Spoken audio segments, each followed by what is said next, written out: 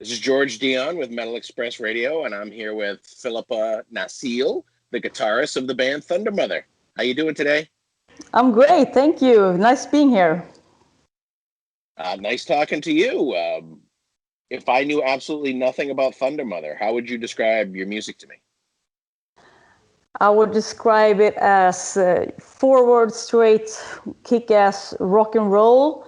A great live band from Sweden, only girls, which are inspired by classic rock bands, like Kiss, Airborne, AC/DC, Led Zeppelin, like that. And you released your wonderful album Heatwave last year. And this month, on May 21st, you're releasing the Deluxe Edition of Heatwave through AFM Records. Let's talk a little bit about that.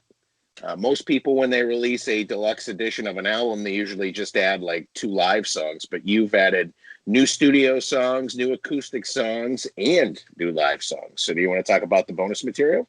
Well, thank you for noticing. We had a great time. We went in the studio in January 2021 and recorded 3 new tracks. They're great, so we could have them on a new album. But then they said, let's release it soon. Let's make a double vinyl for the people. So we just re-recorded the acoustic songs from Heatwave and mixed down 3 live tracks that we did a few months ago for I think it was Wacken Worldwide, like a live stream we did.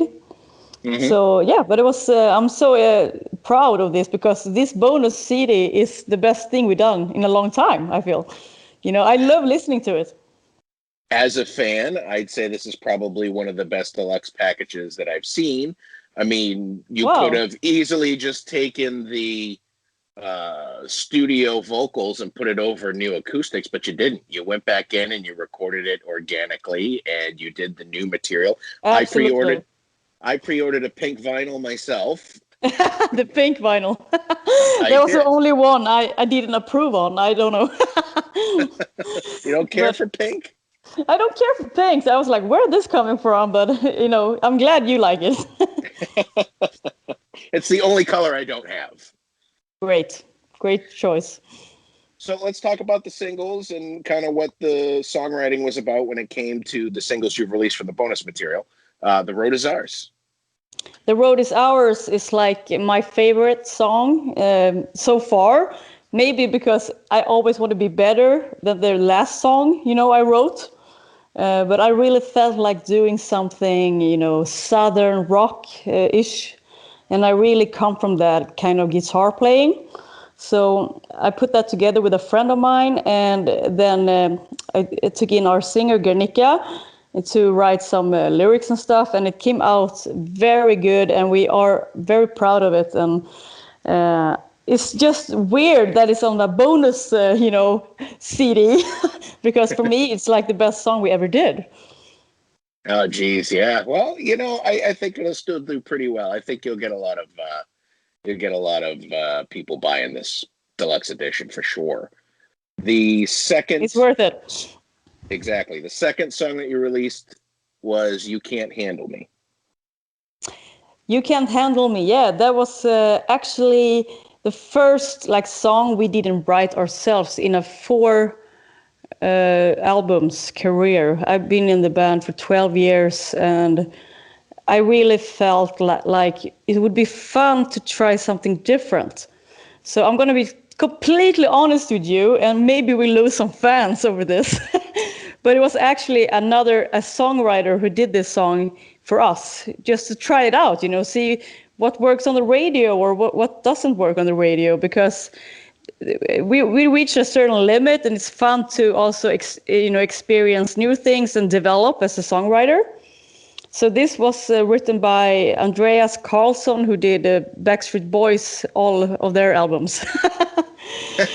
It's very, I think it's cool to try it out, but I don't think we will do it again, because now we know, okay, it's a very easy song. We can do better ourselves, But in all good ways, it was fun to do it and fun to play. But that's definitely a bonus track song for me. I was going to say that a lot of the big bands, they've relied on other songwriters from time to time, and there's nothing wrong with that. But when you said Backstreet Boys, I was like, eh. No, he did a lot of rock bands too. I mean, yeah, but that's the standard music industry today. But we're not that kind of band. So That's right. it took against everything I had, to do that. But eventually, it was just a fun day at the studio. We changed the key, we rearranged the whole song that he suggested, and I did my own guitar thing on it. She put her own drum fills, she did her own lead, so it doesn't sound like his song anymore. It sounds like Thundermother, and I'm proud of what we did. Absolutely, and you should be. Thank you. You have some special guests on this album. You have Jesper Binzer from Dad, which I'm old enough to remember they were Disneyland After Dark. Yeah, DAD, Disneyland After Dark. They were sued by Disney, so they changed their name to DAD. How did you get him involved with the track? Well, actually, we were on tour with DAD. Okay. It was 5 years ago, and they are huge in Europe. Absolutely huge. I mean, 2,000 cap audience every night in every venue. So we got to tour with them as a support band, and it was such an honor, and it was so cool to see them live. It's absolutely the best band I ever seen on stage. So I actually watched every show every night when they played, and it was the best show I ever seen every night. So that's how good live band they are. And then he contacted me because we record in Medley Studios in Copenhagen, which is a legendary studio that is owned by our producer, Søren Andersen. And he plays guitar with Glenn Hughes from Deep Purple. So, and he also plays guitar with Jesper Binzer's solo albums. So he just came by one day and asked me, can I join a song? And that was when we recorded Heatwave, the first, the old album. Or old, it's not 1 year old. Not even that, it's like 7 months old. But and we said, no, it's fine. We don't want any guests on the Heatwave because this is our best work we ever did. So when we decided to do a deluxe edition, I called him up and said, hey, Jesper, it would be an honor if you would do this now, And he absolutely agreed and came to the studio. And we had a huge laugh. I mean, he was a particular kind of guy, the special humor. So he will be a duet, doing a duet with Guernica on Sleep, which you all should check out. The acoustic version of Sleep. Both versions are good, I have to say. Thank you. Now, one of the things that impressed me about Thundermother is despite these lockdowns and despite the pandemic, you guys were touring all over the place, coming up with creative ways to play to people. I saw you play on top of a bus. How did you come up with this idea to just keep trekking on while everyone else was staying home? Well, it's hard to say because we have been touring all the time, making albums without a break. And Corona came as a huge shock for us because we had the whole year packed with shows. I mean, we had 27 festivals, we had 4 tours going, and we just recorded Heatwave. So the label asked us when we were sitting in our apartments in Stockholm, we suggest you don't release this album right now because you can't tour the album. And we had a talk between us girls, and we said, let's release it anyway because people want to, enjoy music at home. They still want to enjoy in life, even if they can't go out and it's shitty times right now. So let's give them our best album yet. And we did release it on the day we said, the 31st of July. And we also did a follow-up tour on this truck that we rebuilt to a mobile studio, mobile stage, I'm sorry. And played a lot of squares around in Europe. We traveled around and played on top of the bus. And we did this in cooperation with the Corona Concerts EU, which is a foundation here in Europe, to make live music still happening. But no one else did, so we were the only band in Europe touring. And that became huge, and we got a lot of press about that, from it. Sure. Were there any scary moments being on top of a bus performing to people? Definitely. Especially, like, we had a couple of incidents. One was when there was a lot of wasps in the air in the middle of summer. So our bass player, she is like afraid and allergic. So she refused before the show to stand on the bus and play. And I was like, come on, you have to do it, So she actually stood on the ground in front of the bus herself, and the other of us was on top. But that worked out. I mean, people understood her allergy and whatever. And another show was on the release day of Heatwave. We were on top of the bus. We had 2 shows on the same day. One was on a boat on Hamburg River. We traveled on a river with fans and played acoustic. We did a lot of, interviews and stuff. And on the evening, we were going to play on the bus. And it was dark, and suddenly all of these kind of butterflies and bugs, was drawn to the light. We were in a field, like in the middle of the woods, and it was Corona safe. Everyone had long between the chairs and whatever. It was very, very, very safe. But we almost died because our singer screamed and almost fell off the rails. I almost fell down the stairs because they were biting on our legs and, crawling in our jackets on the show. Sure.